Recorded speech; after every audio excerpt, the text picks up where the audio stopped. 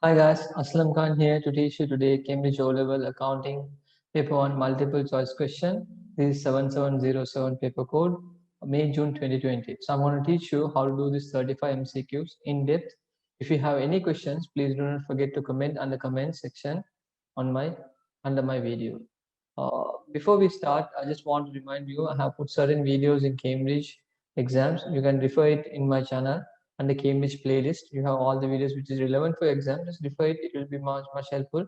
And please do not forget to subscribe my channel to learn with me more. Let's move on to the content. This paper has 35 MCQs. So you should finish this 35 MCQs within 1 hour and 15 minutes as we have less time. So let's focus on the sum. Let me read the first one. I have a spotlight to take your eyes towards my screen so you can focus on the spotlight where I'm reading. I'll zoom a bit. I'll be using an Excel sheet when I'm doing the calculation. So you can do the sum paper with me. If you have any doubts, please don't forget to comment on the comment section. Which are examples of bookkeeping? Entering details of a check received from a customer in a cash book, entering details of goods purchased on credit in a purchase journal, producing an income statement to calculate the profit for the year, recording details of credit sales in the account of a credit customer. Now, you need to know normally a bookkeeping and an accountant has a very big difference. A bookkeeping person normally records the day-to-day transactions, whereas an accountant will be preparing financial statements. Here, a bookkeeper normally will record check received, he will record it on the cash book as normally his work, and also he might record the goods purchase on credit and the purchase journal. It's also day-to-day transaction. Then income statement is not a part of the bookkeeper. And the next point, normally a credit sales account of a credit customer, these details also will be done by a bookkeeper. So answer will be B, which is 1, 2 and 4. So I hope you understood the first one. Let's move on to the second part. Okay, so the second question says that how does a trader use the information provided by financial statements? To calculate the amount of cash drawings taken, to calculate the amount that is owed by trade receivables, to check the balance shown on bank statement, to compare the business performance over a number of years. So they're asking how does a trader use the information provided by financial statement? A trader is meant by an investor. Normally, he doesn't calculate how much the money is. If you are going to invest, you will not see how much the money they have taken by the owners of the from the business. They will not even see how much the business is owed by the trade receivables.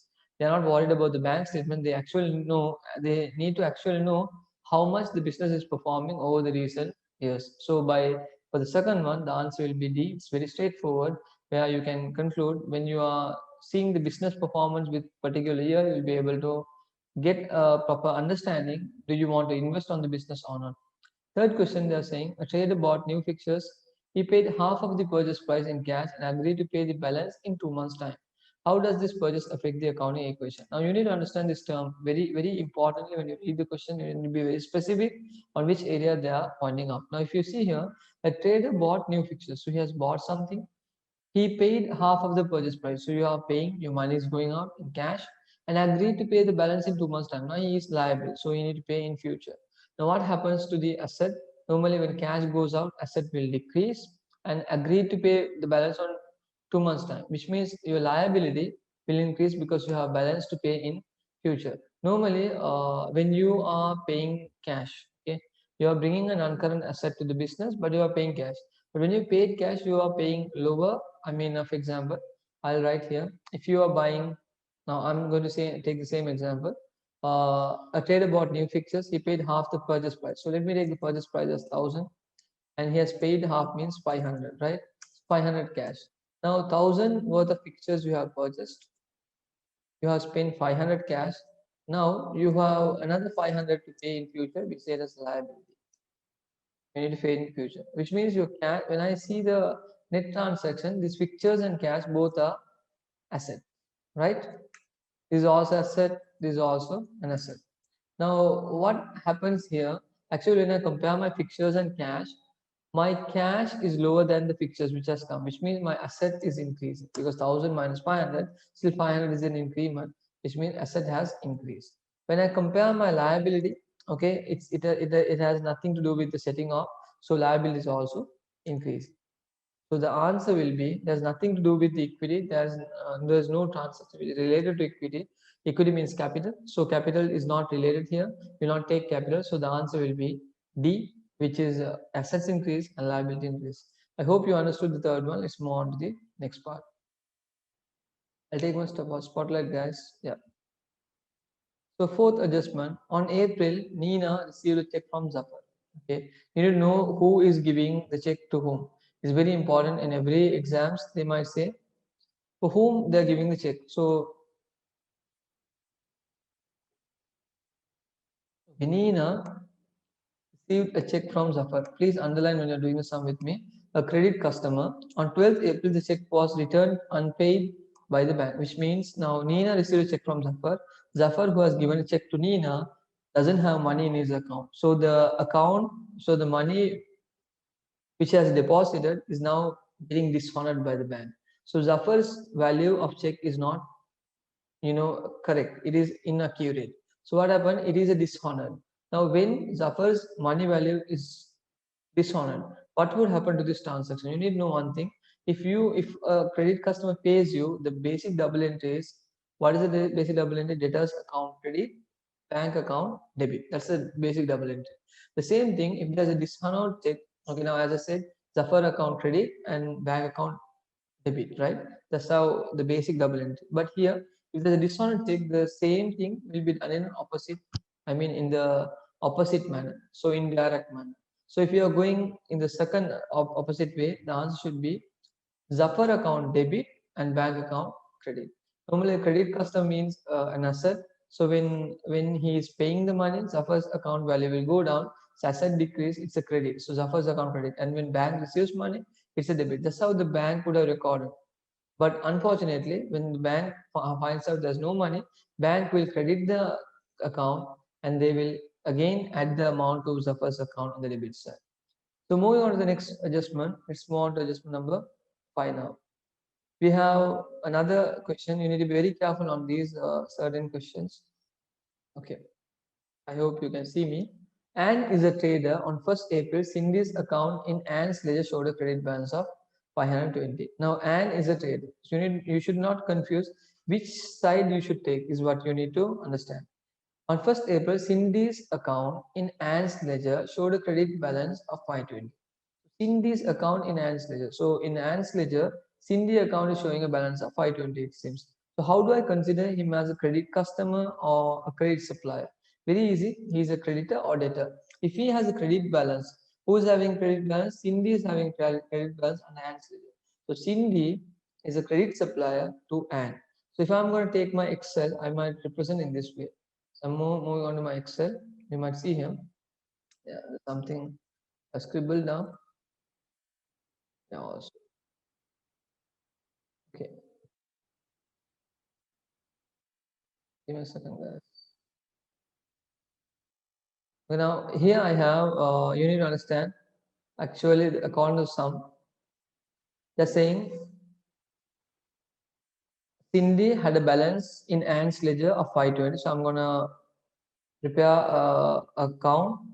So let me prepare an account. First of all, prepare an account. Whenever you're doing a sum, you always need to do these rough workings, then only you'll be able to get the answer. Now I have due here. Now I just want to know which account, in whose account perspective I should see. If you see here, which statement about the balance on Cindy's account in Anne's ledger. So in Anne's ledger's point of view, Cindy is a creditor. So a creditor's adjustment, how it will be. So let me take first Cindy's opening balance. You don't want to read the whole thing. So in under Anne, Cindy's account. Okay. Cindy's account. Now Cindy had a brought forward balance as they have informed. It's 520. Right. Yeah, Cindy's account is 520. Let's move on to the point on this case study. And return goods 30 to Cindy. For a creditor, if you return goods, it should be a return outward.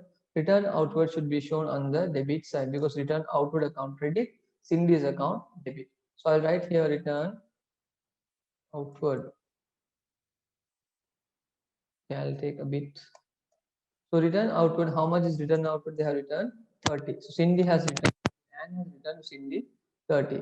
Then they have Anne bought goods 210 from Cindy and paid in cash.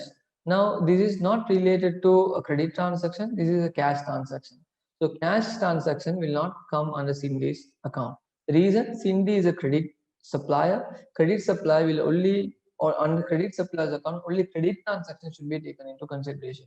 No cash transaction should be taken into consideration, which means only credit transaction should be taken, means this Cindy's value 210 on April 14, this adjustment will not come, which means only 30 value will be returned. Other things are the balance you need to consider. Now on 30th April, what is the Cindy's balance?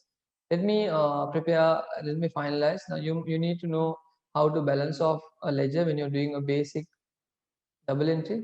Okay, so here you have 520, right? 520 in this side because it's greater, and here the difference will give you carried down 490.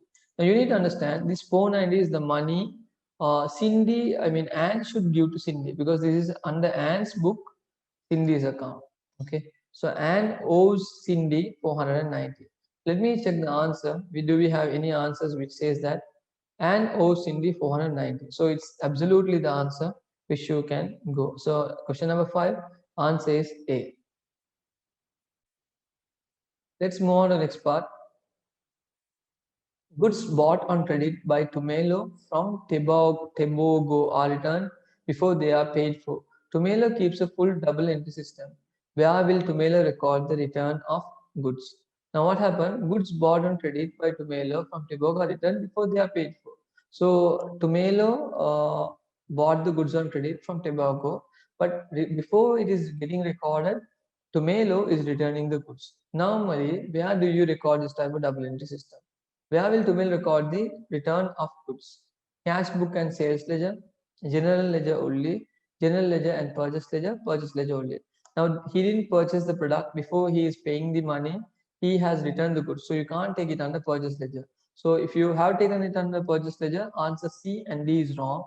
And it's not a sale they have made, so answer A is completely wrong. So where you can record is very straightforward, it is general ledger only. If you have not paid for it, please try to record it on a general ledger, because there's no adjustment has been made in the books of accounts. You need to send it, whatever you have received, you are just returning it off, and you have not recorded and you have not paid. Then we move on to the next part. Dave supplies goods to Peter on credit on 1st April. Now again, as I said, you need to know the terms. Dave supplies goods to Peter on credit. So under Dave, if I take Peter, Peter is a credit customer because Dave is supplying the goods to Peter on credit.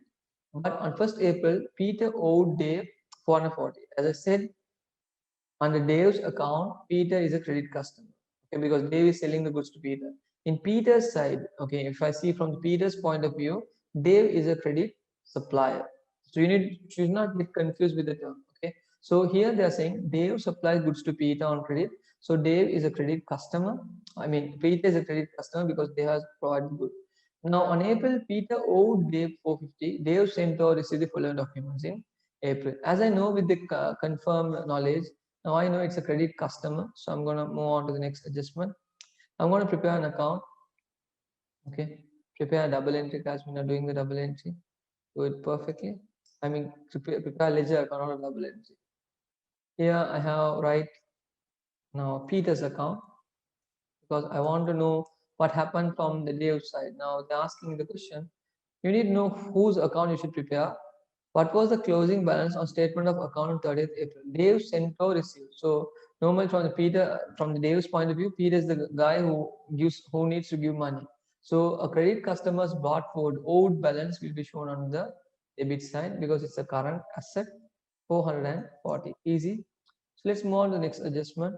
If you see here, invoice is 360, which means he has taken another worth of sales. I can consider under 360. So I'll take it as sales, 360 sales. Now what do we have next? We have check after deducting 11 cash discount. So you have paid the amount 429 you have paid with bank because it's a check, and 11 is given as discount. So discount which is given by Dave is known as discount allowed. So I'll write here discount allowed. How much is discount allowed? Okay, I'll take a bit lengthy. Okay. Discount allowed is 11. Bank they paid from a check 420. Right. So almost paid this 440. This pay 440 they have paid already. So then we move on to the point to discuss debit note 50, credit note 50. Now you need to be very careful, guys. Debit note is something Peter issues to Dave, asking there was a small mistake on the goods you have provided. Can you deduct the fee? Credit note is the actual confirmation on the debit note. For example, if Peter has requested Dave, can you please reduce the amount of $50 because it's a wrong invoice you have sent? Then of course the Dave, who is the credit supplier on the Peter side, will confirm that this amount is correct by a credit note. So you should only take credit note adjustment into the books of accounts, not the debit note adjustment. You need to remember, because debit note is a request to deduct the fees, but credit note is a confirmation given by the credit supplier to Peter. For credit customer, who is giving, credit supplier Dave is giving to Peter, that is confirming by 50. When he confirms it, you need to reduce 50 here. Return inwards, he will consider it as return, return inwards. So it's 50. So now we can get the balances. I'll say the same way. You need to get the double. You need to get the balances by doing this ledger in the same way. You need to know the actual total on the debit side seems to be higher than the credit side. So I'll see the differences. Here it is 800. I'm getting on the debit side. So here also 800. I just want to know the carried down, credit side. 440 plus 50 is 490. So I can know 800 minus 800 minus 490. I'll go directly. 310 is the carried down balance. Now remember, Peter owes whom? Dave 310, because this is the money. It will come as brought forward here. Okay. So Peter owes Dave 310. So I hope you understood this basic adjustment. Let's move on to the answer and see, do we have an answer like that? So what was the closing balance on the statement of account on 30th April? Statement of account is showing 310. This is the money you should pay. Normally, statement of account you can prepare not in this way. It can be prepared in another way. Okay, so if I show statement of account comes in this way. Okay, you can do in this way and this way also. Teach you in both ways, so you can do whatever you are feeling comfortable on exams. Okay, it's up to you who is going to select.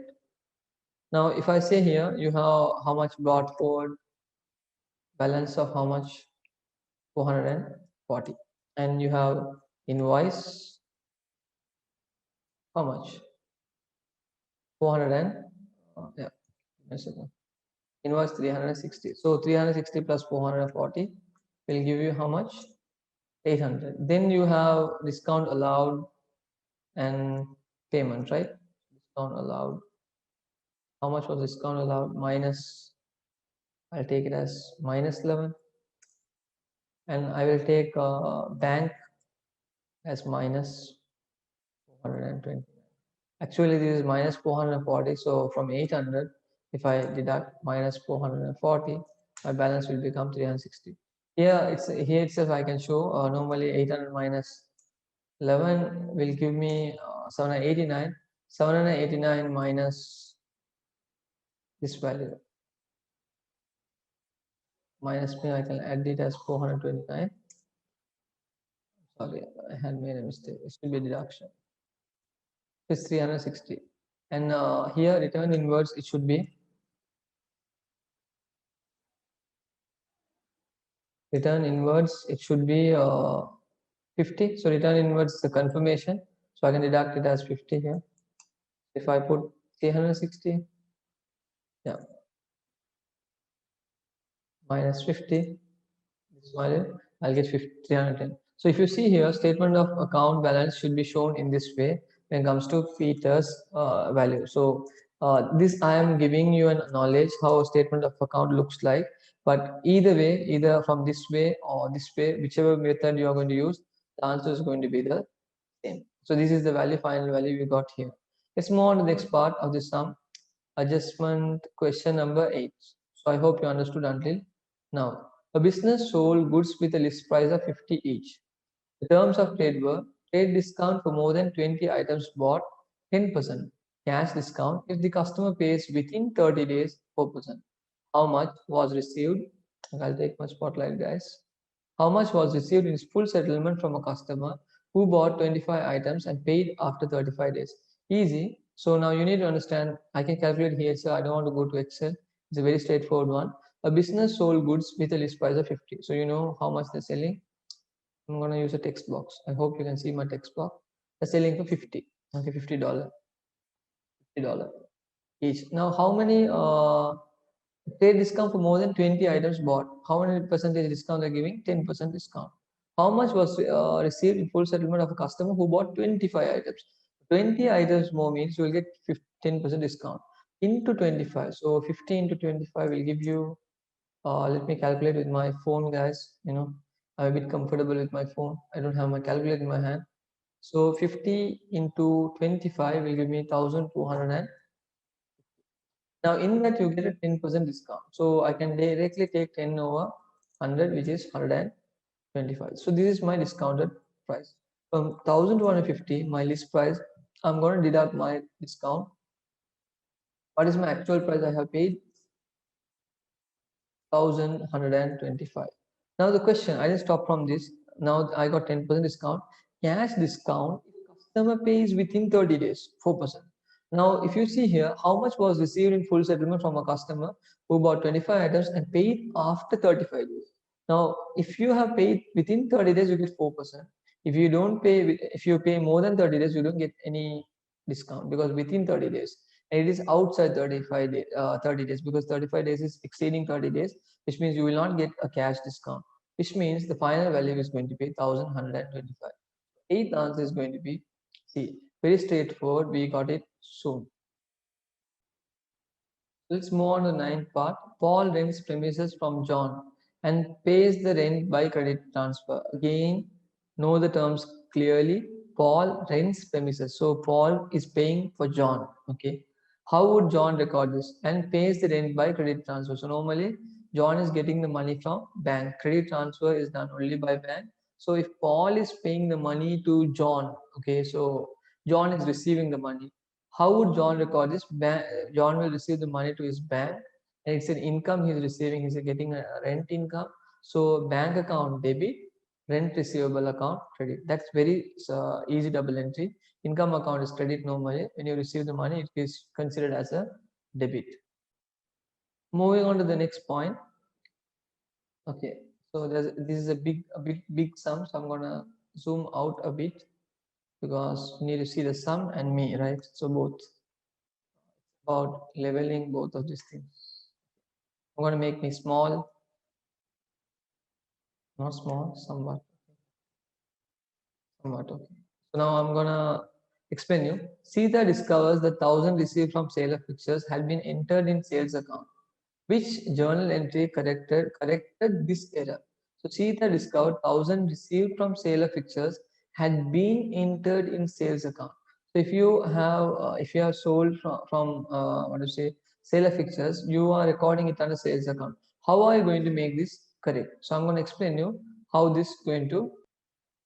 You need to remember one thing when you're doing this sum. Sale of fixtures. When you sell fixtures, you get an income. So normally when you sell something, where do you get this income? You always get this income when you're doing the disposal. It's not fixtures account. It's not a non-current asset. It's a when you sell an asset, we said as disposal. So disposal here, if you see here, there are two disposal, either bank or disposal. But actually they have put under sales account. So sales account they have credited. If I show it in this way, I can show it in Excel a better manner. I'll write here. I'll draw up a ledger account, guys. So please focus. I know I'm a bit slow in explaining because I need you guys to understand it in a better manner. Okay. So now if you see here, actually it should go as it. I have recorded here sales 1,000. I have recorded here, but it should come under what account? As I said, it should come under disposal account because when I sell something, it comes most probably non-current asset. It comes under disposal account. That's the basic knowledge you need to know. So now when I sell, okay, this should be in disposal means this has been recorded under sales account means I need to remove this 1,000. So to remove this 1,000, I'll write here 1,000 on the debit side. And I'll say it as disposal of fixtures because I just need to write the narration how I got this. Then if you see here the same amount I should write here. Now here if I have written a debit side to this, and I mean the credit side and the debit side will be set off. I know guys, my lap is a bit slow like me. Okay, so let's move on to disposal sum. In disposal sum you have 1000 recorded. As you know, my screens are also dancing somewhat. Adjust it guys. So disposal account, disposal of fixtures I should say, it's not disposal account, disposal of fixtures. You might see, you should write sales to know to set off the values actually. So the double entry will be disposal of fixtures account credit, sales account debit. So let's move on to the answer sheet. Do we see something like that? Yes. So answer is sales account debit, disposal of fixtures account credit. So answer is C. So I hope you have done 10 adjustment. I know I took a quite time to explain you, but try to use your knowledge as maximum as possible from these videos. The totals of trial balance did not agree and 200 was debited to a suspense account. On checking the book, it was found that two errors had been made. A sales invoice for 700 had been recorded in sales journal as 770. The sales journal had been totaled incorrectly. What was the error made in totaling the sales journal? Here you need to understand one thing. They are saying here the total of trial balance did not agree and 200 was debited. Okay, so 200 means in suspense, I mean the credit side is more in 200. That's the reason you have debited 200 to balance it off, right? So the basic answer itself here, because when you have suspense account debited on 200, how much it had been credited normally? So that's the question. On checking the book, it was found two errors had been made. Number one, they're saying 700 had been recorded as 770 and sales journal had been total incorrectly. So they didn't actually give how much is the sales journal total. One adjustment they are given 70 rupees, there's an adjustment. So what people do, this most probably mistake, they consider normally when the 70 has increased, they consider the actual difference between 270 is 130. So they think it is overcosted by 130 or undercast by 130. As debit side is too much higher, they think is overcosted. It's not like that guys. Remember why you should record it on the debit, why you are recording 200 on the debit side, because your credit side is already overcosted by 200. So the answer itself there on the question, it is not agreeing and it was debited to a suspense account. So your debit side is higher, I mean your credit side was 200 higher than your debit side. The reason is due to the sales journal. Okay, so the answer is number B. Okay, so let's move on to the next adjustment. You have the 12th adjustment. The income statement of a business showed a loss for the year 16,000. On checking the books of following errors were discovered. No adjustment had been made for insurance prepaid 480. No entry had been made for bank charges 620. What was the correct loss for the year? So normally they are saying that when you need to understand one thing, prepayments, if it is a loss or profit, you need to remove it from the profit and loss account. You can't keep prepayments and do adjustment. So if I'll do here, it's I'm not going to go to the text, I mean to do the Excel sheet. It's a very straightforward one. So you have made a 16,000 loss actually. So what you will do, if you really want to remove it now, if you are going to actually, if you are going to what to say, if you're going to remove it, you need to do this pattern. As it's a loss guys, you need to add this 400. Normal prepayment should be deducted. As we are going behind, prepayment should be added. And also what do you say, the bank charge, which is an accrual, they have not added it, I mean they have not added to the expenses, so the loss will be increasing. When you're going from behind, you need to deduct your bank charges, you need to add your prepayments. You will get an answer of 16,100. Did you understand how was the correct loss has occurred? So I hope you have understood how you got this 12th one. So let's move on to the 13th part. Adjustment number 13, what does it say? Let's see. What could result in a cash book balance being lower than the balance showing on a bank statement? So they're asking why what would result in a cash book balance being lower than the balance showing on a bank statement? Why your cash book balance is lower than the bank statement? A check received from a customer was not recorded in the bank statement. A customer's check dishonored by the bank appeared only on the bank statement. Payment by a customer directly into the bank was not recorded in the cash book. Payment of insurance by standing order was not recorded in the cash book. Now you need to think why your cash book balance is lower than the bank statement. What might be the reason? So if you see the first one, a check received from a customer was not recorded in the bank statement. So if from the customer's point of view, when you receive a check, okay, it is not recorded in the bank statement means bank statement should be lower, not your cash book. So that's wrong. A customer's check dishonored by the bank appeared only on the bank statement. So a customer's dishonored check means again your bank statement balance will decrease because it's a dishonored check, so the value will go down. Again, payment by customer directly into the bank was not recorded in the cash book. So when a customer gives money, we have not recorded in the cash book, which means our cash book's value will go down when we compare with the bank statement because bank has directly taken into the money into the bank, but actually customer has paid the money into the bank. We have not recorded in the cash book, so our cash book's value will be lower than the bank statement balance. So payment of insurance by standing order was not recorded in the cash book. So normally when you make the payment of insurance of standing order is the money going out of your cash book should reduce. So when you are paying a standing order, if it is not recorded, normally when you pay the standing order, your cash book would reduce. But here they have not recorded your standing order, which means the credit transaction has not been recorded, so your money value will not go down. So answer is 13 number C. It's very straightforward on this adjustment. Then when it comes to 14 adjustment, they're saying Thembi is preparing her sales ledger control account. She needs to know the total for goods which have been returned by credit customers, the amount owed by customers which have been written off as irrecoverable.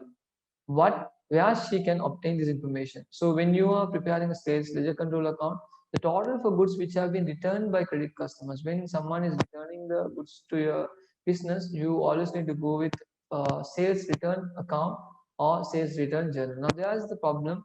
People consider, do I need to go to account or do I need to go to the journal? This is the basic questions everyone have. The reason we can't take when it comes to sales return account and sales return journal, sales return account is just a ledger, but journal is the entry, the whole entry will be recorded there first. So when you are obtaining information, always go to the primary source, which is sales returns journal. So the total for goods which have been returned by credit customers should be properly seen on sales return journal, which means the answer is already there. Irrecoverable debts is also, you can't record it on a cash book or say sales journal, purchase journal, return inward, return outward. So where you can record the final account, irrecoverable debt transaction will happen is general journal. So you should go and record on the general journal. So I hope you understood 14 adjustment also. So let's move on to the next adjustment number 15. Now you are seeing here, the following payments were made when a new machine was purchased. You have cost of machine 32,000, charge for delivering the machine 1,800, insurance of the machines 2,000, wages of employees installed in the machine 1,300. It's a very straightforward question. They are asking what is the capital expenditure. Now many people get this confusion. They think that all the cost, if it is added, you will get the answer. Remember guys, capital expenditure is an expenditure you incur when you purchase a non-current asset. So okay, when you purchase a non-current asset, what is the amount of money you owe to the business? That's what you need to know. Now when it comes to here, cost of the machine is how much? 32,000. So this is a actual non-current asset transactions purchase. I'm not going to go to Excel again. It's very straightforward. I'm going to add 32,000 here. Along with charge for delivering the machine, transport is also part of non-current purchase asset. Then insurance of the machine. It is a day-to-day expense, so it might be a monthly expense or annual expense, but it is not directly involved in the machine. You can use the machine even without the insurance. And also wages of employee installing the machine. If you bring a machine, you need to install it. Without installing the machine, you can't run the machine. So you need to add this 1,300 also. So when you add, let me take the calculator again. This is why I need the calculator. 32,000, okay, plus what is the amount I have given? 1,800 plus 1,300 will give me 35,100. So my answer for this question, 15 question is, what is this answer? See, we have already found it. So you need to understand the difference between a revenue expenditure and a capital expenditure. If they ask, revenue expenditure is an expenditure you incur for day-to-day transaction, but a capital expenditure is a type of expenditure you incur by buying a non-current asset towards the business. So I hope you got this into your head. So let's move on to the next adjustment. Adjustment number 16. A non-current asset was depreciated. Let me guess this. Non-current asset was depreciated at the end of the first year of ownership using the straight line method based on the following information. So they are given a cost, they are given working 4 years, residual value 4,000. It was then found that reducing balance method at 30% per annum should have been used. So first they went with what to say a straight line method, but they found the straight line method was wrong. So now they found that reducing balance method you should be used instead of straight line method.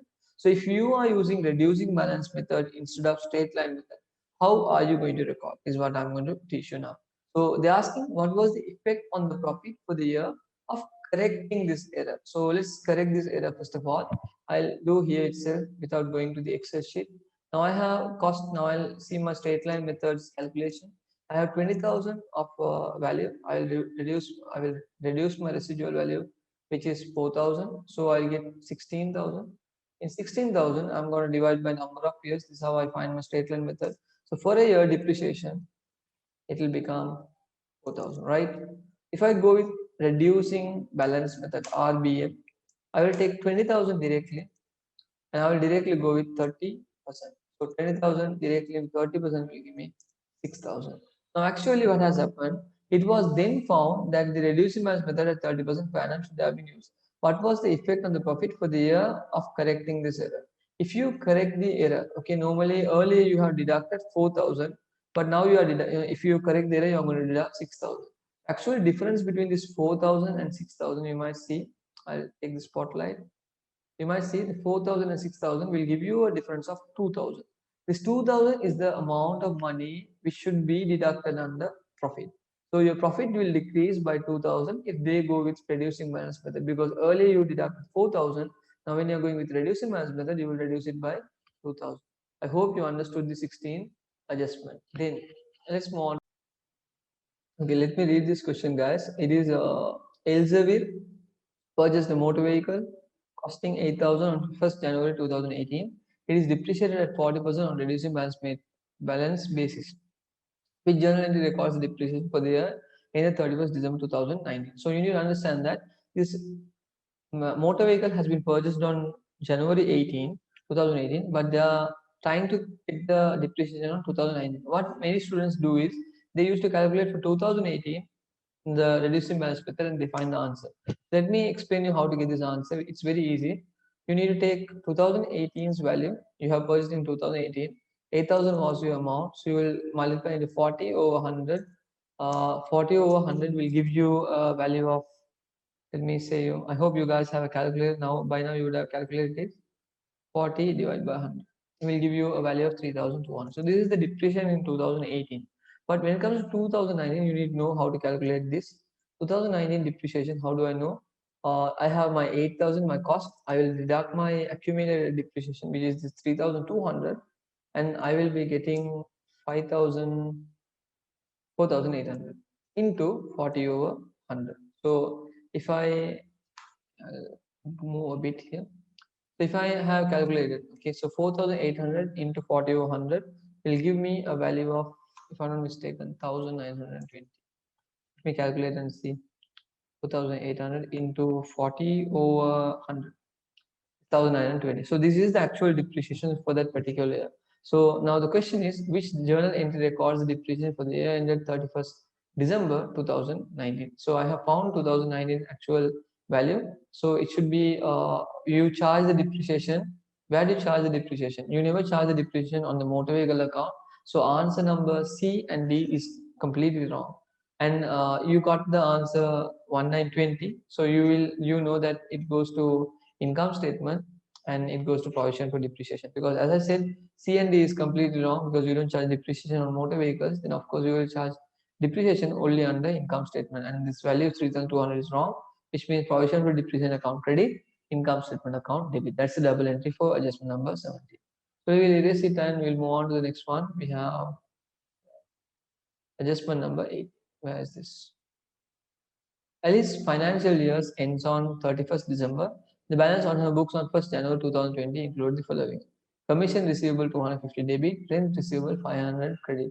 Now you need to remember these both receivable are income. So when there's an income, you need to take you need to show it under the correct account and show why it is what it is representing. Now remember guys, when it comes to income, I'll take my Excel so you'll have a proper understanding. Now see here, when it comes to an income, there are two things in income. Okay, let me explain it quick. Okay, there are two things in income. Number one, we say it as let me put the ledger guys, then I can explain it. Okay, so I'm going to put income account. I'm going to explain you. So number one, you need to remember this side brought forward, this side, I mean the debit side brought forward income account is representing accrued income. So this is amount owed by customers, amount receivable, you can say. Okay, this is the money you should receive in future. And this brought forward, you might see here, this brought forward is representing prepaid income. Okay, or you can say advance income or advance receivable. So actually, you need to know these terms. When you know these terms, you will not go wrong in the sum. So it says that income account has two broad codes. One is on the debit side, one is on the credit side. Debit side income account is speaking about accrued income, and credit side income account is speaking about prepaid income. Debit side income account is also known as amount receivable, and credit side is known as prepaid income account, advance receivable. Now moving on to the question, okay, it says that commission receivable is 250 debit. So commission receivable you have on 1st January, which means it is the opening balance, as I said. So 250 debit means what type of account is that? I can go again to the Excel and show you. It is accrued income or amount receivable because 250 comes here. Then when I move on to the next part, if you see here, they have said rent receivable 500 credit. So what type of account is this? If I move on to my Excel, this is a prepaid income, so this should be on the credit side. Now, if I'm going to the answer, I'm moving on to the answer. Commission receivable is an income. You can, it's a accruals receivable means it's income outstanding, and also rent receivable is an income prepaid. So answer will become B for 18th one. So I hope you understood this basic adjustment. You know these adjustments correctly to score better. So let's move on to 19 adjustment. Annual rental income due from Kumar. A tenant is 3,600. So they are saying that Kumar is paying for your business 3,600 every year. At the start of the year, Kumar had prepaid rent of 900. At the end of the year, he owed 2 months rent. As I said, now I need to know how much rent was received from Kumar during the year. So it's an income account because you are getting a rental income. So I'm going to move on to the Excel sheet again, as I have already prepared income and income account. It's very easy for me to copy this down. The same format I'm going to take for adjustment number 19. So do with me guys when you're doing sum. It's going to be easy for you to copy this down along with me. Okay, so here I'm going to copy this and paste it. So this is an income account. What type of income account is that? It is a rental income account. So you have brought forward and you have brought forward on this side. This side is prepaid, and this side, I mean debit side is accruals, and credit side is prepayment. Now let's move on to the sum. It says that Kumar pays normally for a year 3,600. At the start of the year, Kumar had prepaid rent. So he has paid an income of prepayment. As I said, prepayment comes on the credit side. You have brought forward balance because it's on the beginning of the year, you have 900. This is what they have informed on the question. Because they're saying on the question, at the start of the year, Kumar had prepaid rent of 900. At the end of the year, he owed 2 months rent. So end of the year means, you might know, brought forward means accruals. It's the beginning of the year. He owes, but they're saying end of the year. So accruals brought forward will come this side. So this is accruals. So now they're saying they're not speaking about the brought forward side. They're speaking about the end of the year, which is accruals will be on the opposite side. So carried down will become, or carried forward, whatever you like, guys. Carried forward will become 600. Now, you know the annual rent for a year is how much? 3,600. How do we record this? So now 3,600 is the annual rent. Here, normally 3,600 is the balance. What might be the balance you have received actually? 2,100 from the tenant. It can be cash or bank, whatever it is. So you have actually received 3,000 on the credits because there's no carried forward on this side. This brought forward will represent on the next year as 600 balance here. Did you understand that actually if I know if a tenant should pay for that particular year, you should not exceed the amount they have given on the question. If 3,600 is the amount you should represent, don't go more than that. So here they have requested how much? 3,600, 3,600, and I have taken the answer 2,100, and the answer is A. Can we see? 2,100 is the balance we have taken. Let's move on to adjustment number 20. It's a bit tough adjustment, adjustment number 20. It says that Joel's inventory, yeah, Joel's inventory on 31st December 2019 was valued as 4,800. It was discovered that goods cost 100 had been included, had not been included. The goods cost 170 had been included at net realizable value 210. What was the effect of incurrent inventory valuation on Joel's financial statement at 31st December 2009? So they're asking one particular thing you need to know. Actually, your value of inventory is 4,800. Goods cost 100 had not been included. So if you include that 100, 4,800 would have become 4,900. If you have made 4,900, what would have become to your profit? Is the question. So let me explain you. I'll move on to my Excel so you'll have proper understanding. So now adjustment number, let me see what type of adjustment is that. Adjustment number 20. Okay, adjustment number 20. What does it say? Adjustment number 20 says that Joe has a 4,800 closing stock. This is what you need to know because it's NDS balance. Now, if you have added your closing stock, actually your closing stock's value will be 4,900. Remember, normally in a cost of sales, you have opening inventory. So I'll write opening inventory like this. Then you have purchases, right? And then you have closing inventory. So now here, if your opening inventory is, I don't know the value, so I'll write XXX. And if your closing inventory is 4,800, normally your cost of sales would be something. It might be. So you will be getting opening inventory plus purchases minus closing inventory. Should be minus, guys. Okay. So this should be minus. Now, normally this is how you find your cost of sales. Yeah. COS. So this is the value you get as cost of sales. Now, cost of sales is the amount they are representing here. If your cost of sales increases, what happens to your profit? Your profit decreases. You all know this, the basic thing. So if your cost of sales increase, what will happen to your profit? Profit. This is an assumption you need to know because when your cost of sales increase, your sales will be deducted by cost of sales and your gross profit will decrease. Now, if 4,800 has been recorded as 4,900, what happens? Your cost of sales will decrease. If your cost of sales decreases, right? No, cost of sales increases. So as I said, if your cost of sales decreases, your profit should increase, right? But unfortunately, they didn't do this. What happened? They have shown a profit. If your cost of sales has not decreased, your profits are not increased, which means your profits are understated. Now, not only this problem, there's another problem. Adjustment number one, they are saying that there's a $100 problem. And second thing, goods cost 170 had been included in RV 210. So they have included the value greater. So you need to come lower.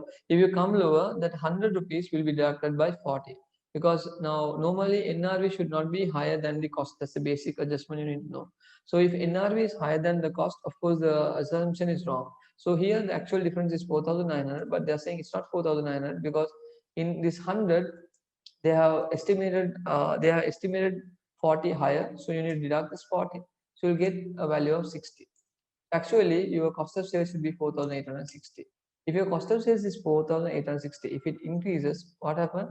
I mean, if your closing inventory increases, not cost of sales, closing inventory increases 4,860, your cost of sales will decrease. If your cost of sales decrease, your profit should increase. But if your profit is increasing, you need to know one thing. If your profit is increasing, uh, it should have been increased, but unfortunately they have not increased. So which means they have understated by your profit by 60. So your answer should be profit understated by 60. Here you might have understated profit for the 60. Inventory is also understated by 60. It's very straightforward. It's not 40, we found it.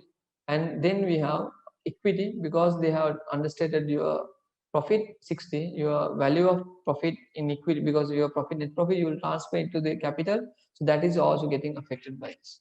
That's the basic thing you need to know when it comes to this adjustment. So I hope you understood what happens to Joel's inventory on adjustment number 20. Let's move on to adjustment number 21. Okay, the owner of a business took goods for his own use but forgot to make an entry in the accounts. What was the effect of this error? If he has forgot to take the entry, it will not affect the capital employed. So if you are going with A and C, the best answer to go with A or C. Okay, because understated and overstated, it will not affect the capital employed. Second thing is, you need to know what happened to your profit. If you don't record your drawings, actually, it will not affect your profit, so you can't actually estimate how much is the profit. So normally you need to consider, if your drawings are not recorded properly, they are saying that if owner of a business took goods for his own use, he's taking the money, he's drawing it from the business, so he's taking out of the business, is not getting added. Okay, so what I'm going to do, I'm going to estimate here. I have some sort of things here. What I need to do, I have with drawings and without drawings. So normally drawings will be a deduction under purchases. Now if I'm going to take, yeah, I'm going to take 10,000. 10,000 plus 60,000 is my purchase opening inventory, plus purchase is 60,000, 70,000, minus 10,000 will give me 50,000, minus 20,000 will give me yeah, 10,000 plus 60,000, 70,000, minus 10,000 will give me 60,000, 60,000 minus 20,000 will give me 40, 70,000, 60,000, yeah, 40. So if you have 40,000, 100 minus 40,000 will get a GP, gross profit margin, of how much? 60,000. Now I'll move on to this part. If it comes to the same thing, if I am not going to record the drawings, what would happen? I will have opening inventory 10,000, 60,000, and my closing inventory is going to be 20,000. So if I'm going to go with the same value, my what do you say, my cost of sales is 50,000. I'm getting a 50,000. If you see the difference between with drawings and without drawings, I have done a small estimation, just an assumption how it should work. If you are going with drawings, what would happen? Your profit is lower, higher, and if you are not recording, your profit is lower. So you are understating your profit when it comes to not recording the transaction which you should record.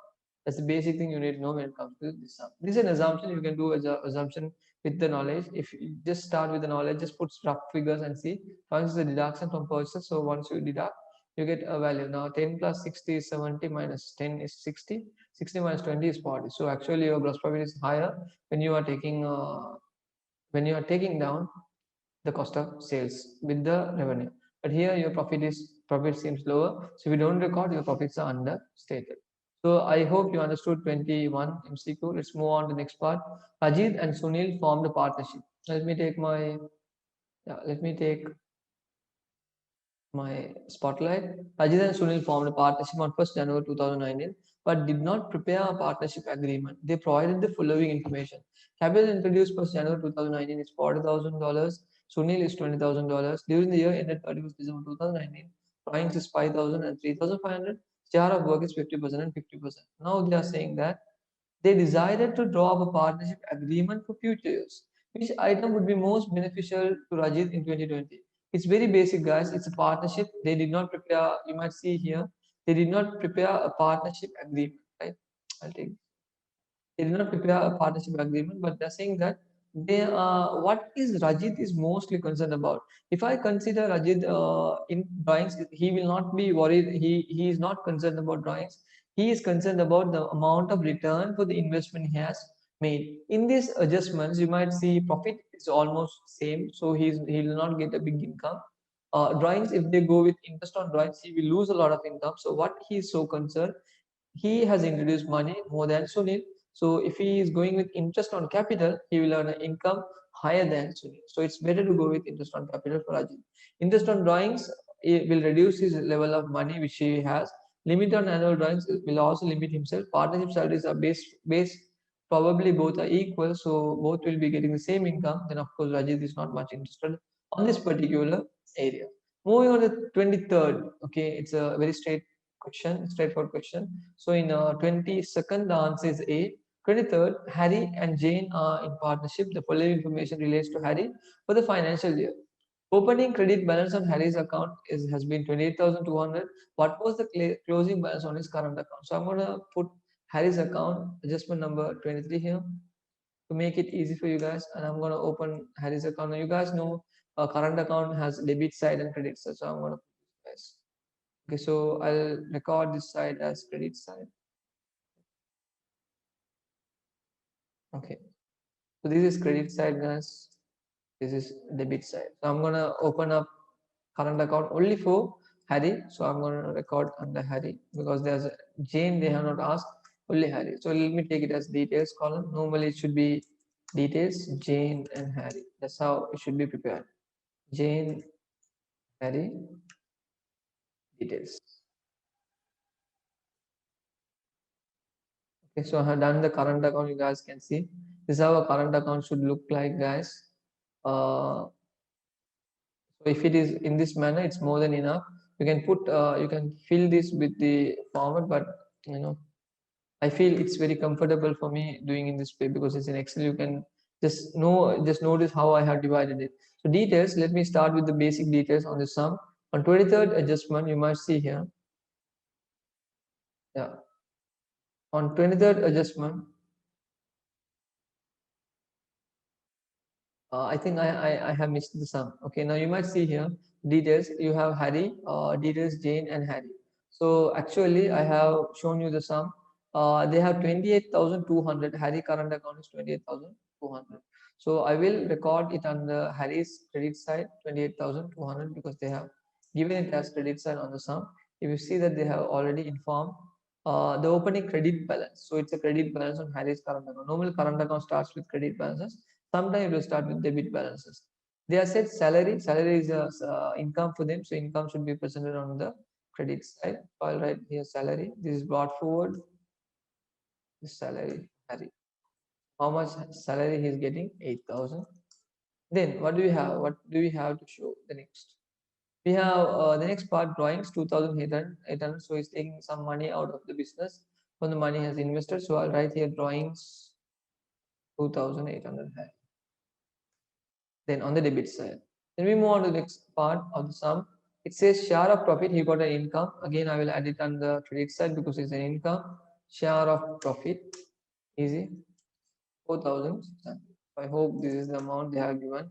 That's all. You know, you need to balance it off and get the actual closing balance of the current account. So I'm going to move on to the sum again, and I'm going to take the closing balance here. I'm going to take here, yeah. What is the actual balance here? 28,800, 28,200 plus 8,000 plus 4,600 is giving me a balance of 40. So some people consider this is the answer and they will directly move on to 40,800. I think there will be an answer like this. So don't get confused with this particular answer. Finish it off because there is a carried down credit balance. So I'll write here 40,800 and here carried down will become carried forward. This 2,800 should be deducted with 40,800. 40,800 minus 2,800 will give me 38,000. So this is my closing down balance. This is a closing down balance of Harry's account. So An says, what is the answer? I got 38,000 if I'm not mistaken. 38,000. So we have confirmed it. So answer is 38,000 B. I hope you understood this. So let's move on to adjustment number 20. Oh, then you have, okay, so it's a very straight one. The statement of financial position of X Limited at 31st December 2018 included the following. You have ordinary share capital 40,000, general reserve 8,000, retained earnings 65,000, 8% debentures repayable 2025 30,000. Profit for the year ended 31st December 2019 was 42,000 and dividends paid total 10,000. What was the total equity on 31st December 2019? Guys, remember when you're doing change in equity, it's very simple format. I'm going to give you the format. If you really want to have knowledge on this, you will learn a lot of things from this. I'll give you the format how a change in equity looks like, guys. A change in equity will have only five columns most of the time. Let me put the five columns. Here you will have details. Here you will have ordinary share. I'm giving you the format how it works. Here you have general reserve, and here you have retained earnings. So people doesn't understand these terms. Let me explain it fast because it's an MCQ paper. It's not a paper two part. It's total. Okay. So I'm gonna write the details here. I'm gonna teach you the format soon. I'm not gonna take more than 2 minutes to explain this, guys. Detail is where actually these are three. This is the normal format of a change in equity. So you can learn this format. Just so what is this details, ordinary share, general reserve, retained earnings, and total? Details will have the broad forward of ordinary share. This ordinary share means the number of shares you have issued from the business. General reserve is an amount of money you have allocated for future purposes of the business. Retained earnings is something the business have in their hand. They don't spend, but they might keep for dividend payments or they might keep for future necessary needs most of the time. But general reserve is an additional to retained earnings. It's like you are saving from retained earnings to the future. So ordinary share will have a broad forward balance. I'm going to put some figures here. Total. And normally you will have something called share issue. Share issue is where when you issue shares, you will record under ordinary share, and you will not record it under retained earnings or general reserve. When you're transferring, when you're having profit for the year, normally net profit, you will add it under retained earnings. So here I'll write. I hope I'm doing it in Excel. Let me see it here. Then I have profit for the year should be a plus if it is a profit. Plus means you need to deduct from retained earnings. Then you have transfer to general reserve. Okay, from apart from this, they cannot ask. They will not ask in your exams. Apart from this, on your MCQ or even in your part two. That's all they can test you on your paper. So you need to be very careful on this adjustment. It's very easy and straightforward. Score better. Transfer to general reserve can be a deduction under yeah, it can be deduction under retained earnings and it will be transferred to general reserve. Then you have there's no adjustments here. This is a dash here. Total column. This is getting set off from this plus to minus. Here you will have few x. Here also you will have something to add. Then you have dividend payment. Dividend is paid in two ways. One we say as dividend interim. Interim means you pay every 3 months, every 6 months, every year, something like that. Every year when you pay, it becomes a final dividend. When you pay interim dividend, you will deduct it under retained earnings, and this will become a deduction.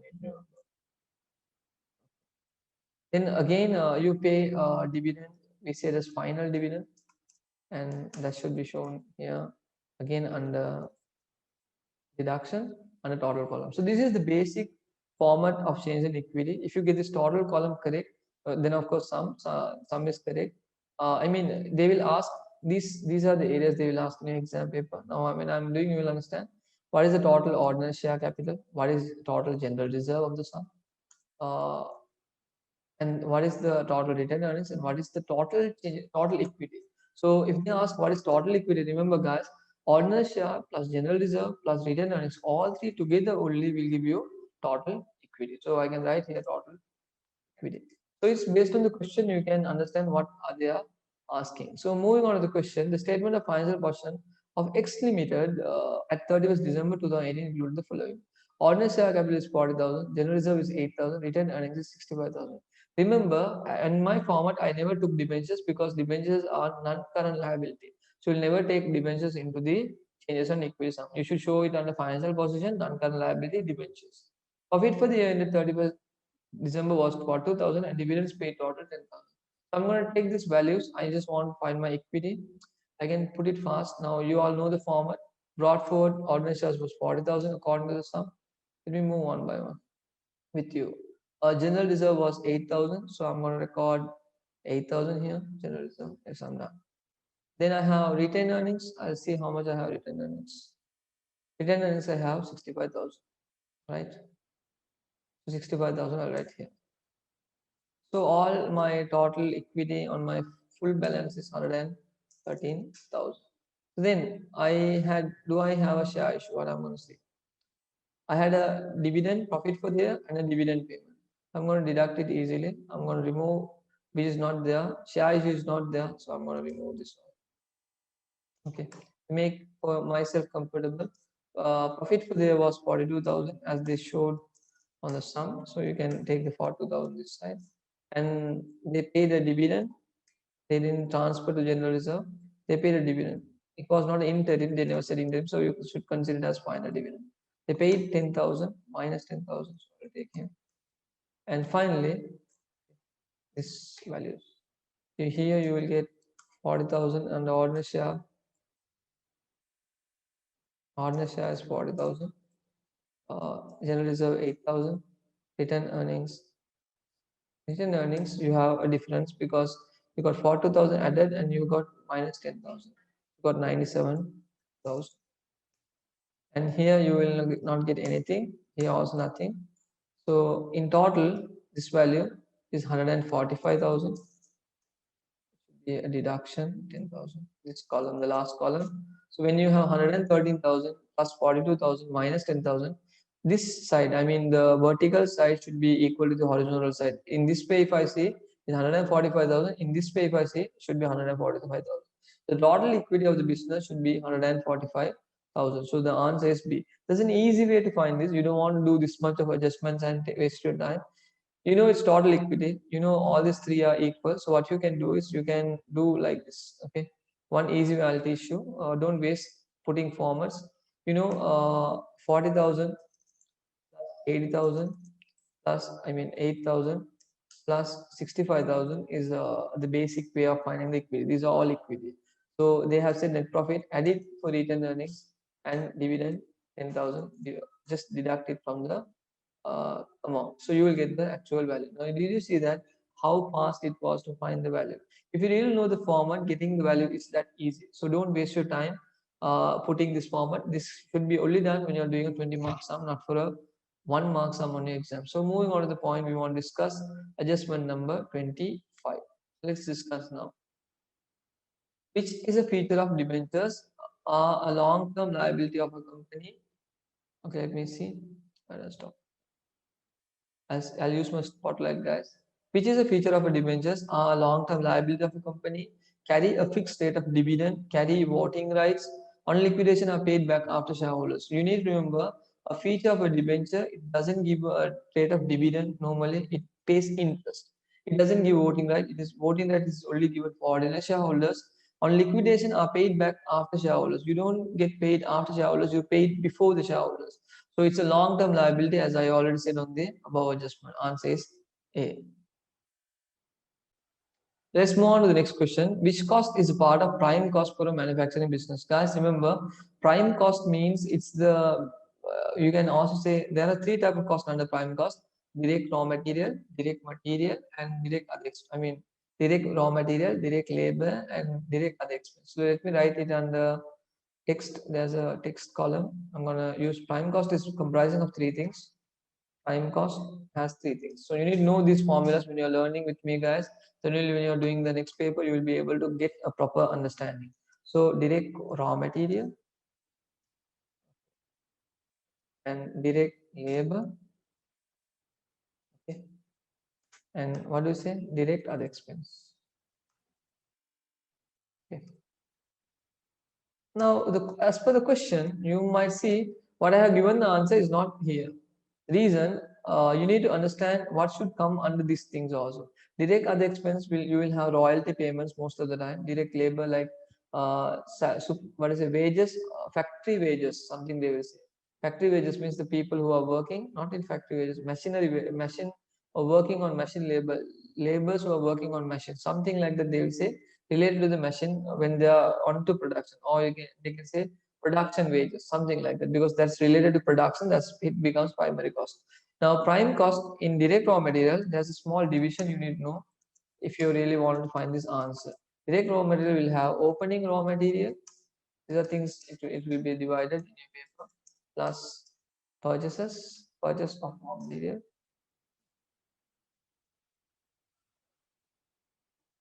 and you have carriage inward.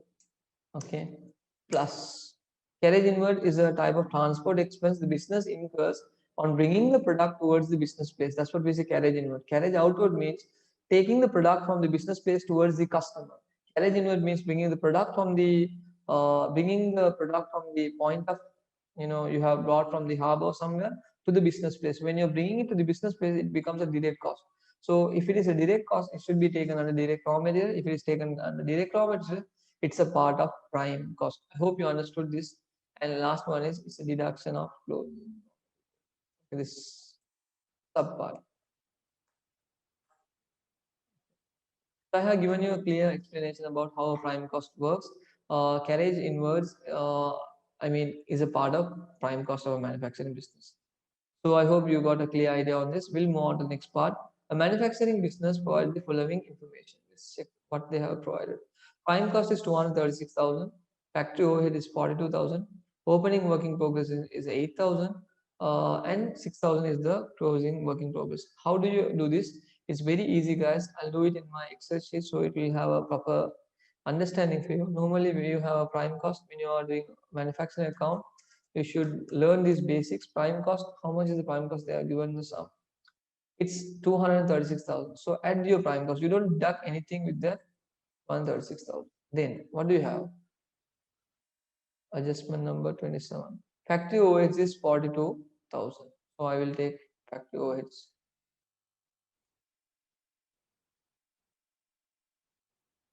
42,000. Then what do we have? We have opening work in progress 8,000, closing work in progress 6,000. So how do you take opening work in progress? Always remember, when you have calculated this 236,000 plus 40,000, you will get a calculation of, I know guys, my lap is a bit slow. Please slow down. Take a deep breath. Now you're okay. Okay, so 236,000 plus 42,000 will give you a value of 278,000. So we are done with this. Now what you need to do, once you got 278,000, you are not done with this. You have opening working progress. Remember, always add opening working progress. That's how it should work. I can't explain this more than this because we don't have much time to finish this paper. I'm already explaining more than how I think. So here I need to add my opening working progress. What's my opening working progress according to the sum? It's 8,000 and I need to deduct my closing working progress in order to get my production. So 8,000 should be a plus. Closing work in progress, okay, should be a minus. So this should be a deduction of 6,000. Actually, my cost of production will be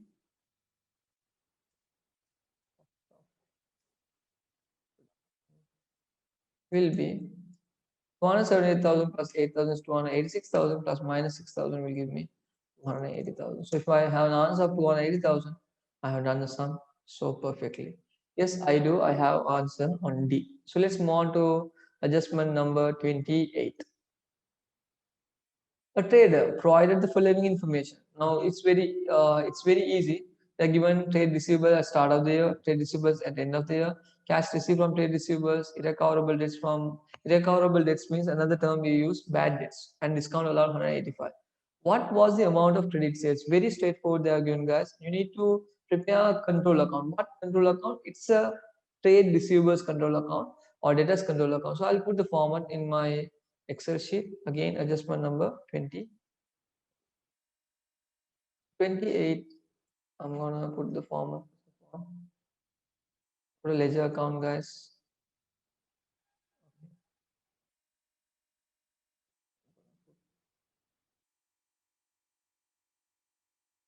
I'm done with the format. I'll say here debtors control account. Okay, or debtors account, whatever it is, guys. They never said about any trade receivables. Have they said trade receivables or trade receivables? Trade receivables. So I'll consider it as debtors, trade receivables, yeah, control account, debtors control account. Control account means, guys, all the debtors balances will be maintained under one debtors account. If all the debtors comes under one account, it is debtors control account. If all creditors come under one creditors account, it is creditors control account. So debtors means normal assets, so they will have brought forward on the debit side. So let's see how the business has done the transaction, how they are given. Trade receivable at start of the year is 5,000. So I'm going to record start of the year 5,000 here, brought forward. I'm done with that. We move on to the second part. We have trade receivables at the end of the year is 8,500. So moving on to that. Carried down will be on the credit side. So I'll write carried forward 8,500. So I'm done with that also. Then I have the third adjustment. Cash received from trade receivables 34,700. When debtors pay, the value goes down. So here I will record cash 34,000. So I'm done with that also. Then moving on to the next point, we have cash irrecoverable debts, bad debts, which the business bears 200. So bad debts, this is money we won't receive 200. So I'll record here because it's bad debts account debit, debtors control account credit. This is the double entry. So you need to know these basic double entries. Discount allowed is an expense, so expense account debit means debtors control account will become credit. So I'll write here discount allowed. I'm sorry guys. Discount allowed. How much is discount allowed, guys? Discount allowed is 185. Okay, so I have taken 185 here. I'm sorry, not 1852. 185. Now I have taken. I have made something. Now I need to put the double entry now properly this side, and now I need to balance my account. I see that my credit side is higher. So I got 43,585. You see my cursor here? So small digit 43,585. I'll bring the same value 43,585 here. I need to know the sales. Sales should be on the debit side because sales account credit, does control account, debit is how the double entries are. So now in 5,000, 43,585, I'm going to deduct 5,000. How much? 5,000. I got 38,585. So this is the actual answer. It should be on the question. Let me move on to the question and see is this the answer they are given. Yes, 38,000. I think 385, right? Yeah, 38,585. Do you have, yeah, you have a value of 38,585. Adjustment 28 is also over now. So it's so easy, guys, when you're doing this adjustment. Just know how to practice this. When you practice this type of adjustment again and again, same answer you will be getting all the time. I mean, the same possible way of getting the answer is going to be the same way. Okay. Okay, let's move on to the next part. Gordon provided following information for the year. Revenue is 90,000, opening inventory is 8,000, closing inventory is 2,000, markup. Now you need to know, guys, people get confused with what is markup and what is margin. Margin means take with the revenue. Markup means go with cost of sales. Easy. So let's move on to the point. I'm going to move on to my Excel sheet again. Adjustment number 29. Okay, adjustment number 29. I have what to say? Yeah, I have my revenue. I'm gonna prepare. I'm gonna go to my Excel sheet, guys. I'm on Excel sheet. I'm going to the question. Revenue is 90,000. Opening inventory is 8,000. Closing inventory is 2,000. So Gordon took good 7,000 for his own use. There's a drawings also. I'm gonna move on to the sum now. I'm gonna write the basic thing. Revenue 90,000. First of all, fill these figures, guys. Then of course we will not go wrong. So normally opening inventory will come under cost of sales. So I think I'm on the correct sheet. Yeah, cost of sales. I don't know how much is cost of sales, but I know how much is opening inventory. I think it's 8,000 they have given the sum. And there's, I need to find the purchase actually. So drawings, they have given 7,000. So I'll take drawings a bit down and keep some space for purchases. So drawings is minus 7,000. Purchases might be a plus because it's an addition always. And closing inventory, how much is closing inventory? Closing inventory is 2,000. So I'm going to write closing inventory 2,000. Yeah, beneath or down the drawings. Closing inventory is 2,000, right, guys? So I'll write record 2,000. Now, what's my point of view? I got revenue. I'm going to deduct my opening inventory along with buying and closing inventory. But before that, I just need to find my cost of sales. For that, the examiner has given something called the margin. So I said margin is related to cost of sale. I mean, markup is related to cost of sales. Margin is related to sales revenue. So how do I take related to cost of sales? Now, markup, they are given 50%. I actually need to know how much was my actual cost of sales. It's very easy. Take, I'll show here. You take 60,000. You take 90,000. Now markup is how much? 50%, right? You take 1, okay, 0.5 when you're dividing. Why is 1.5 you are dividing? Because markup is 50%. So I can do like this. 1 plus 50% means 50 divided by 100 is how much, guys? If I'm going to take 50 divided by 100, it will become 0.5. So I'm going to add 1 plus 0.5 to get my markup. So my markup will become 1.5. right? If I get 1.5, now my sales revenue was 90,000, I'll divide by 1.5, so I will get 60 as cost of sales. So I'll record here. I show here, guys, 90,000 divided by 1.5 will become 60,000. Now what my closing my sales revenue at 60,000, but my concern, guys, how do I go to purchases? Remember, if I'm coming from this way, opening inventory should be added with purchases, deducted with drawings, deducted with closing inventory, and come to this point in a positive way. This way you should add, then you should minus.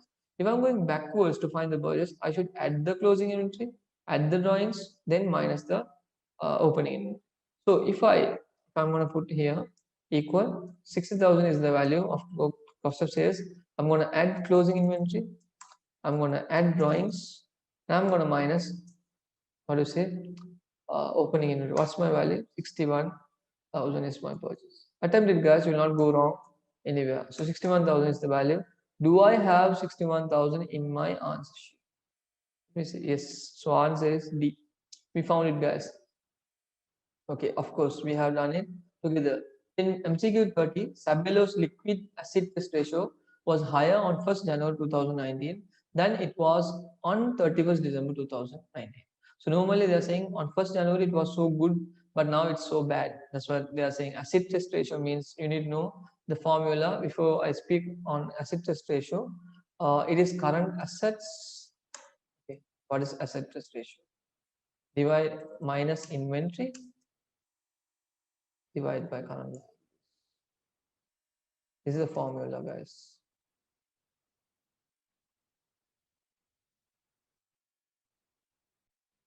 So in this scenario, guys, when it comes to current asset minus inventory divided by current liabilities, you need to understand that actually on 1st January 2019, your current asset was, I mean, your quick ratio or asset test ratio was greater, but now it has fallen down. Maybe what might be the reason? If your bank overdraft decrease, bank overdraft decrease means current liability is decreasing.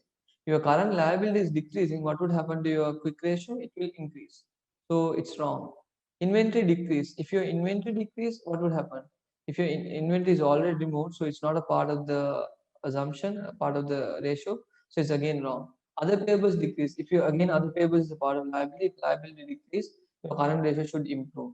Trade receivable decrease, it is a part of current asset. If it decrease, then of course, what happens? The ratio goes down. It's very straightforward. Then we move on to the next part.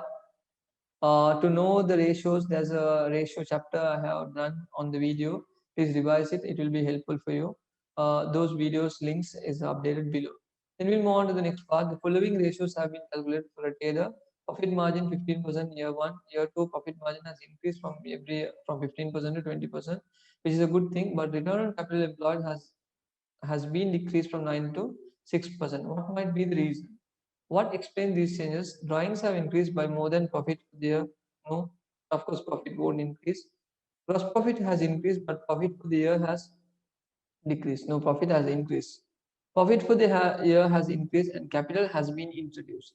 This is the correct term for the answer. The reason, if your profit is increasing, your margin will be increasing. Why the return on capital employed is decreasing? If the owners, the share capital is increasing, the return to shareholders will be decreasing. The reason, a lot of shareholders now. Earlier there might be 10 shareholders, but now there might be 20 shareholders. The way they are sharing the dividend will become less shared. Profit for the has profit for the year has increased and long-term loan has been lifted. If you pay long-term loan, of course your ROC will become a bit higher, not lower. Then we'll move on to the next part. Which external answer C on MCQ number 31. 32. Which external parties would be interested in accounting ratios of a business? Government, investors, managers, tax authorities. Of course, it is investors because they are the people who are going to invest on the business, so they are worried about the accounting ratios than any other three people on any other four people, any other parties on this assumption. So let's move on to the next part. So adjustment number 33, at the end of the financial year, a company did not account for the unused stationery valued at 50. If stationery is a long-term asset, you can use more than a year, but it's still considered as something you can't take it under. Now, some people have the problem like, when if it is used for more than 1 year, why can't we consider it as non-current asset? This type of question arises. A small value a small value type of things cannot be considered as an uncurrent asset unless it is a huge value and it is hugely impacting the business. So which accounting principle did company apply? In the neglecting the small values to the financial position, you need to always go with materiality concept. Matching concept is not is about taking the income and telling with the expense and seeing how much profit you have made or loss you have made. Money measurement is considering how much money actually you need to consider only the things which you can consider in terms of money. If for example, if you have lost your love or your partner has left you, you're so sad. You can't say to your boss, I will make loss because I'm really sad. That cannot be measured in terms of money. So your injuries, your pains, those cannot be written under the financial position. What you can consider in money should be taken into the consideration of income statement and financial position. So prudence says that you should never overestimate your revenue or underestimate your expense, overestimate your assets or underestimate your liabilities. That's what prudence concept speaks. So answer is materiality because they are neglecting the small value into financial position. They are just considering it as an expense. A trader wrote off a balance on a creditor's customer's account as irrecoverable, which account principle was applied. So as I said, business entity is somewhere where the business and the owner is different. When owner takes something from the business, it is known as drawings. It's not something when owner invests money into the business is known as capital. Again, business entity speaks about the owner and the business is different. Here they never spoke about this thing. Consistency is using the same depreciation method or same type of application policies you're using every year. Then it becomes consistency.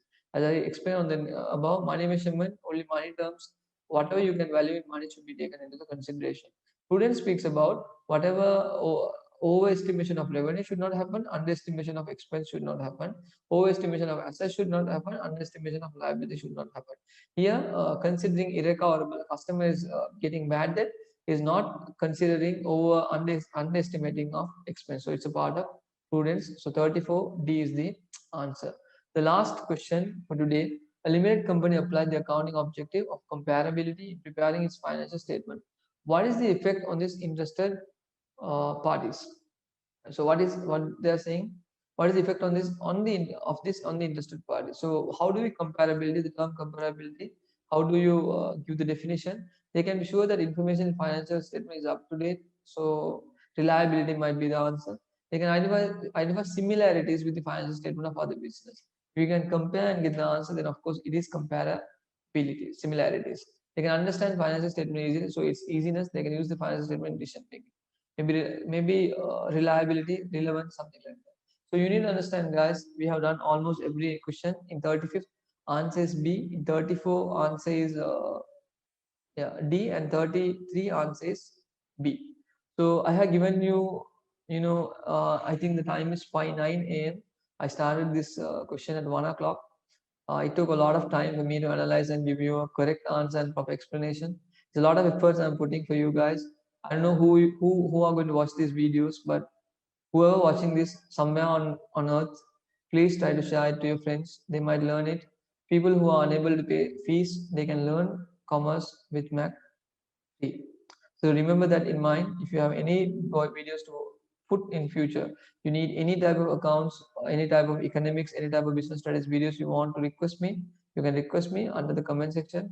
Please do not forget to subscribe my channel, and please give a like, and don't forget to comment whatever the things which you need to learn, and please comment something what you need to learn in future. See you guys on next video. Have a nice day. Thank you for giving your time and loving and watching this video. Aslam Khan. Yeah, bye.